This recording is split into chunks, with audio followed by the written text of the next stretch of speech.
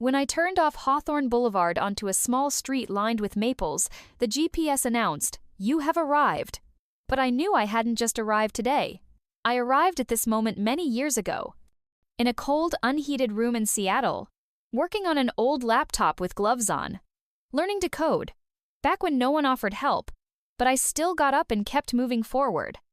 The car stopped in front of a white duplex with a green door. I pressed the button, the gate slid open softly, and I slowly drove up to the house.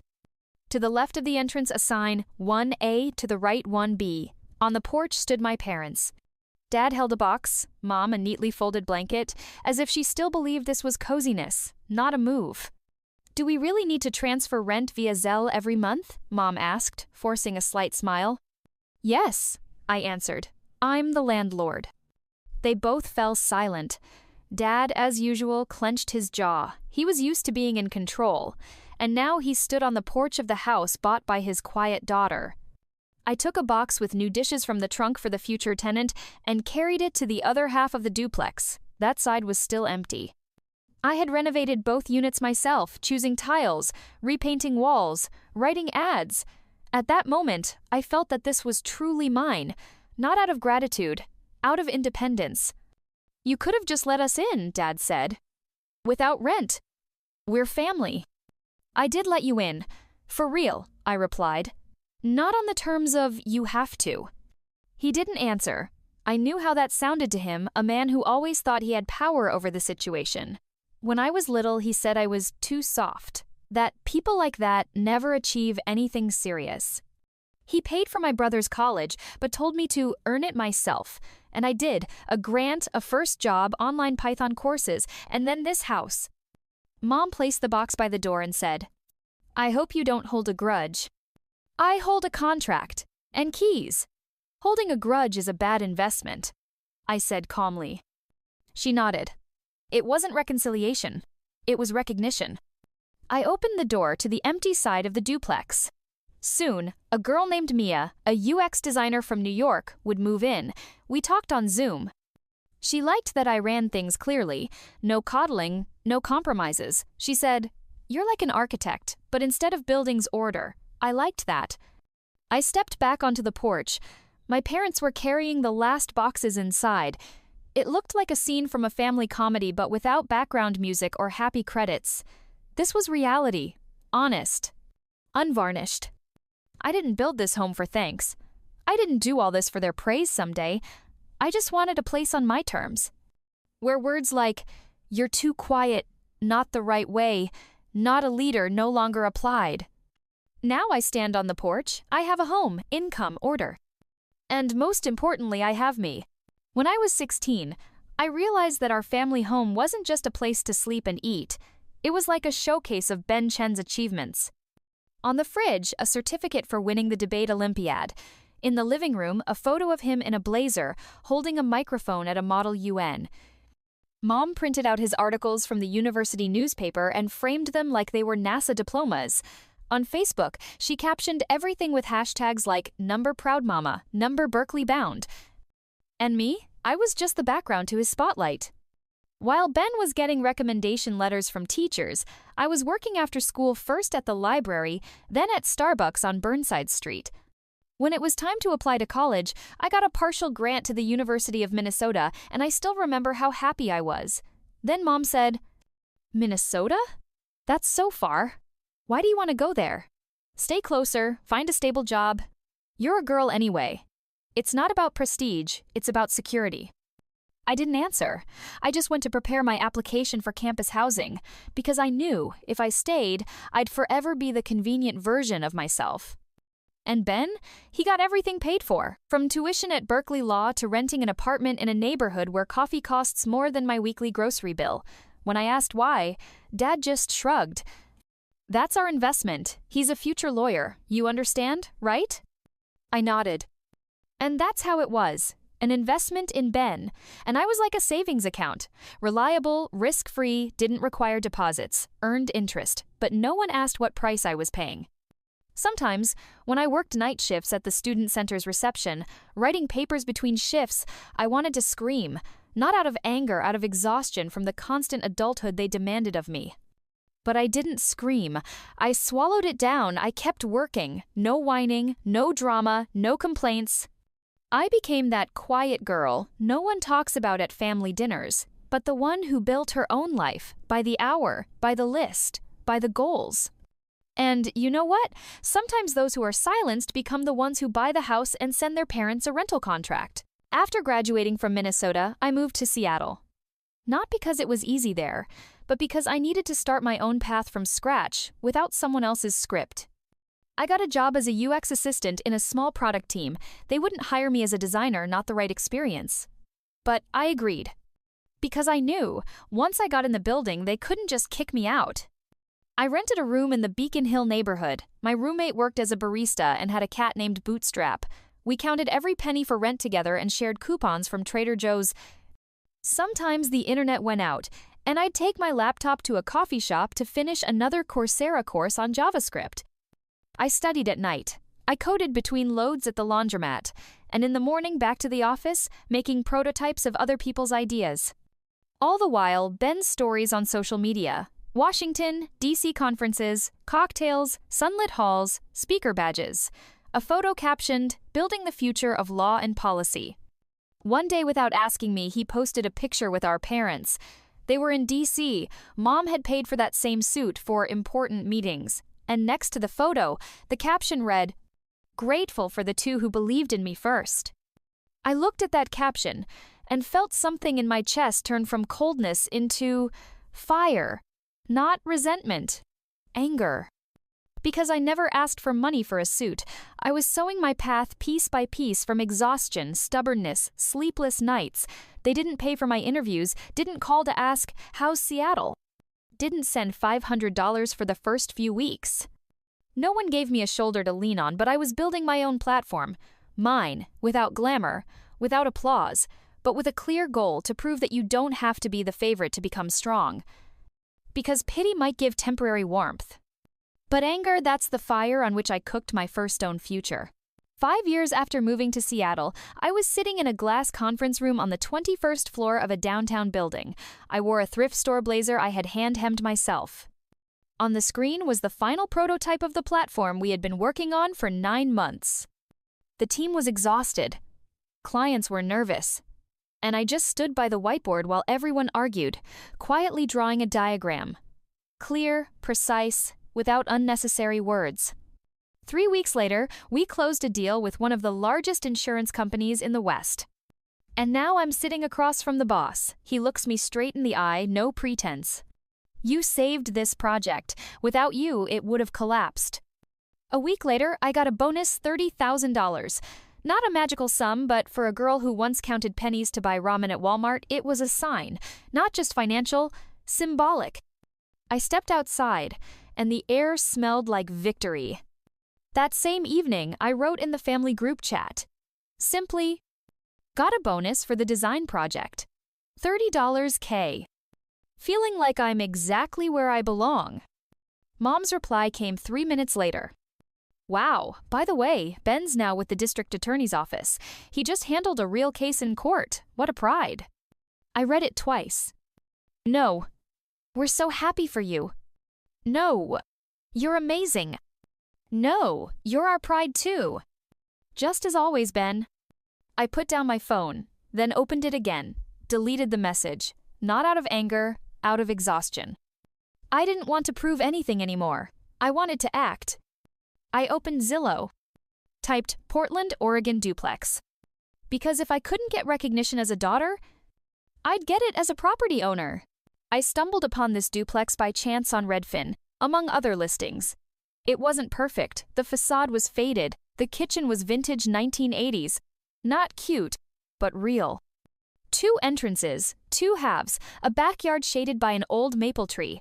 The neighborhood was Mount Tabor, Portland, quiet, calm, with coffee shops where baristas remember your order. I came to see it. The realtor said, "It won't stay on the market for long." And I stood on the porch, something clicking inside me. "This is mine. This house for me. No one else's permission needed. No parental size. No Ben." I put in everything I'd saved. The down payment $62,000, the rest a 15-year mortgage. The interest rates weren't perfect, but approval came fast. My name was the only one on the papers. Not with Mom, not under Dad's name, not by power of attorney. Just Amber Chenarist, owner. The first month I came every weekend, changing tiles, painting walls, washing away the smells of the past to build my future. I worked with contractors, picked materials myself, put a jar of Austin kombucha in the fridge and thought, here it is my kitchen. Then, Mom called. Things have gotten pretty tough here. The downstairs neighbors throw parties, the faucet's been dripping for 2 weeks, and honestly, we're just tired. Dad needs more quiet. We were thinking maybe move closer to you? Maybe Seattle? I almost laughed. Almost. Portland's closer. I have a place, I said calmly. Pause. You do? Yes, keys in hand, freshly renovated, quiet neighborhood. They were surprised, but didn't ask more questions. I hung up and looked at the keys in my palm. On the silver keychain was engraved, "You built this," a gift from that very neighbor in Beacon Hill who now ran her own coffee shop. And I thought, when everything you've built was never seen as important, just owning it becomes a way to reclaim yourself. The first morning in the new routine started with a Zelle notification. You've received $1,850 from Charles Chen. The payment description read, rent, January. I was sitting in my half of the kitchen, sipping coffee from my favorite ceramic mug, watching their car pull up to the curb, a white Subaru so parental. Dad got out first. He always got out first, even from conversations. He scanned the facade as if it were not a house but a candidate for an interview. Too modern a door, he muttered. Not wood, some kind of plastic. Mom nodded but said nothing. She carried a box marked in marker, Ben diplomas, copies. I watched them climb the steps, and suddenly something twisted inside me. Not pain, awareness. When I left for college in Minnesota, there was nothing in my suitcase with the name Amber on the box. Only a sweater, a charger, and a letter to myself, written on the last day of school. You don't have to be loud to be significant. We signed the lease in the living room. Dad at first wanted to just shake hands, but I insisted. Mom read every clause carefully. She's an accountant, not used to naivety. Then he finally said, "You could've skipped the formalities. We're family after all." I put down the pen and looked at him. You let me go when I was 18. No formalities. Silence. Irritation in his eyes, fatigue in hers. I didn't smile, didn't raise my voice. I just called things by their names. Now every first of the month, Zelle sends me a reminder. I don't block him, don't mute notifications. On the contrary, I keep them. Not because I need their money. Because this is my order, my version of justice. Not revenge, not triumph. Simply, you didn't hear me as a daughter? Hear me as a landlord. I don't hold grudges. I just no longer play by someone else's rules. When Mom called for the third time that morning, I thought maybe something was wrong with the house, the pipes, the meter, the neighbors. But no, it was about Ben. He's no longer with the firm, she started, her voice sounding like it came from another world, one that still believed in Ben. You've read the news, right? I hadn't. I choose what to read, especially when it concerns family. It turned out his law firm in Sacramento, the one he joined after Berkeley Law, was under investigation for real estate fraud and client data concealment. Ben wasn't the main suspect, but he was involved. Too involved to stay. He tried so hard, Em. He really wanted to pull himself out, Mom whispered, as if afraid I'd hear too clearly. Could you help him with his resume? I was sitting in my studio, sorting fabric samples for a new collection. Outside, typical Portland rain fell soft, patient, unhurried. Inside, it was the opposite. Help with what? I asked. To rewrite his achievements the way I once tried to rewrite mine? Pause. Silence on the line. I just thought, you've got your head on straight. And he's completely alone right now. I remembered writing my first resume in college on a Starbucks desktop, between shifts, without Wi-Fi. How I sent it to Mom not for advice, just to share, hoping for, I'm proud of you. and got back. Ben's going to a Stanford symposium tomorrow. You should congratulate him. That was the balance. Those were the scales. Do you remember how I looked for my first job? I asked calmly, without blame, just straight. Again, silence. Long. And in that silence, suddenly there was room for something new. Honesty. Sorry, she whispered. Not as a mom. As a woman. Who for the first time saw me not as the little daughter but as an adult. I didn't say, it's okay. I just said, I'm sure Ben will find something to be proud of, like I did. The topic chose itself. Unfunded daughters, building without praise. I wrote this on the whiteboard with a marker while preparing for TEDx Portland. It wasn't just about me. It was about all of us girls who were never taught to ask, only to prove ourselves. I started with a story familiar to many in the audience. When your brother gets a loan for law school, that's an investment. When you work the night shift to pay for your own degree, that's stubbornness. When he builds a career, the family is proud. When you build a home, the family asks, why do you need so much? I spoke calmly, without drama. Just facts, stories, numbers, pauses. Pauses, they matter more than words. In them, the audience begins to breathe with you. I talked about Starbucks, business, Zelle, brothers with prospects, and daughters with stability. When you're a daughter of immigrants, your victory isn't a toast at dinner. It's a transfer to a bank account. It's a contract without any help. It's the silence where you finally hear yourself. The TEDx video was published a week later. I didn't promote it, but it took off. TikTok clipped the part where I said, my family didn't buy me a house, I bought them a lease. Comments poured in. This is my life. I'm that daughter too. Thank you for saying it out loud. Women wrote to me from Arizona, Ohio, Queens, some in Spanish, some in Vietnamese. I didn't understand the words, but I felt it. They were not alone. I was not alone. A few days after posting, Mom sent me an emoji. No text, no question, no attempt to call. I stared at those tiny little hands and didn't know what to feel. Because applause is a cheap gesture when you've built everything alone. I didn't reply. Not because I was hurt, but because I finally found a stage where my voice was louder than her expectations. On an ordinary evening, while the rain poured down again outside in Portland, I decided to sort through some old things in the attic. And there, beneath a stack of yellowed notebooks and photographs, I found a small envelope, my own note from college. Inside, neatly handwritten, I will not fight for love, I will build it myself. It felt like a message from the past from that young Amber who didn't know how life would turn out, but already understood that she could only rely on herself.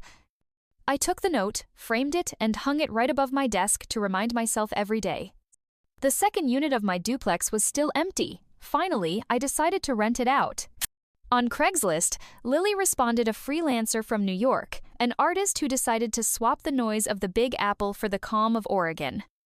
Our meeting was simple and sincere. Lily smiled when she saw the room. This place values silence and respect, I told her, and that's what I cherish most. She nodded, and I think she understood. Not just about the apartment, but about life. Sitting on the porch with a cup of hot tea, I felt that I had finally closed one of the hardest chapters, not through revenge, not through struggle, but by creating a new space. A space where voices are heard, where respect is given, where love is built not by fighting, but by your own hands. This was my home, my story, my silence. Another family dinner at my parents' house, the one I now rent to them.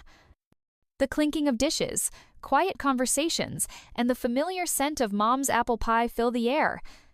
Mom leans toward me, her voice tinged with worry. Are you really not angry with us? I smile softly, without bitterness. No, Mom, I just realized one simple thing. I deserve investment, and I became that investment myself. Dad silently looks at my coffee cup, where bold letters read, Property owner, daughter, designer. From that day on, they stop seeing me just as that Amber who got no help. They begin to remember who I truly am. Now, I am not just their daughter. I am a woman building her life by her own rules. and their respect is no longer a gift, but a well-earned reward. I take a sip of coffee, look out the window at the quiet Portland courtyard, and know this is my home. And here, I am the one who rules.